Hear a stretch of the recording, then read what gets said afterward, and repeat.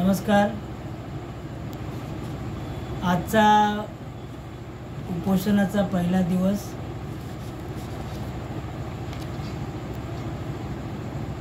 तुम्हा सर्वांना सांगण्याचा विषय हाच आहे की आजचा उपोषण का केलं आपण, तर अशा प्रकारचे हे पोल जे आपल्या छत्रपती शिवाजी महाराज तलाव जे आहे त्या तलावाला जे जॉगिंग ट्रॅक आहे त्या जॉगिंग ट्रॅकचं जे चालण्याचं अंतर आहे ते 15-16 फूट आहे, पण हे पोल लावले की ते अंतर 8 फुटावर येते आणि 8 फुटाच्या पुढे ते बाकडे बसायला लावणार आहे। म्हणजे भविष्यामध्ये गणपती विसर्जनला किंवा देवी विसर्जनाच्या दिवशी जे गणेश भक्त असतात ते जे इथे विसर्जन पाहायला येतात किंवा एक जत्रेचं एक वातावरण त्यावेळी जे असतं ते वातावरण ह्या पुढे तुम्हाला पाहायला मिळणार नाही, कारण की त्या 5 आणि 6 फुटामध्ये लोक उभे राहू शकत नाही आणि तो जो सुंदर जो नजारा असतो तो तुम्हाला ह्या पुढे पाहायला मिळणार नाही जर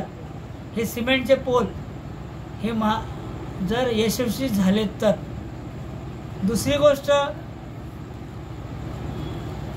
ह्या पोल एवढे मोठे मोठे जे 9-9 फुटाचे जे पोल लावण्यात आलेले आहेत, ह्या पोल लावण्याचा जो उद्देश आहे की समोर ह्या तलावाच्या ऑपोजिट साईडला जे प्रायव्हेट विकासक आहेत त्यांच्या भवितव्यासाठी त्यांच्या भविष्यासाठी हे सगळं शिंगरेवाडी झाकण्याचा प्रयत्न चालू आहे। तिसरी गोष्ट अशी आहे की ह्या जॉगिंग ट्रॅकवरून ह्या शिंगरेवाडीला जर एखादा अपघात झाला, जर एखादी जाळपोळ किंवा एखादी आग लागली तर ह्या शिंगरेवाडीतील रहिवाशांना हा एकमेव हा मार्ग आहे ह्या तलावाच्या बाजूने बाहेर पडण्याचा, पण तो मार्ग सध्या हे जर सिमेंटचे पोल यशस्वी झाले तर तो मार्ग देखील आपल्यासाठी बंद होऊ शकतो। तिसरा मुद्दा हा आहे की ह्या ट्रॅकवरून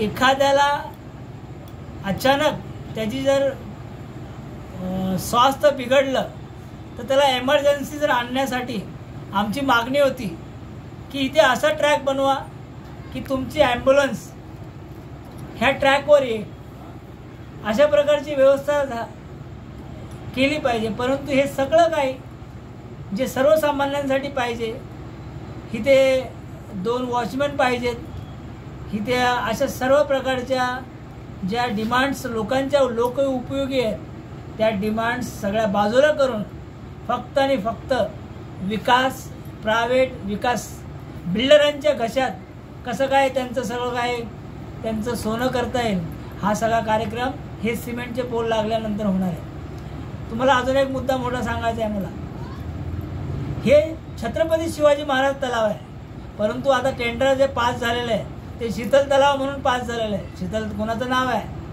शीतल सिनेमा कोणा मालकाचा आहे?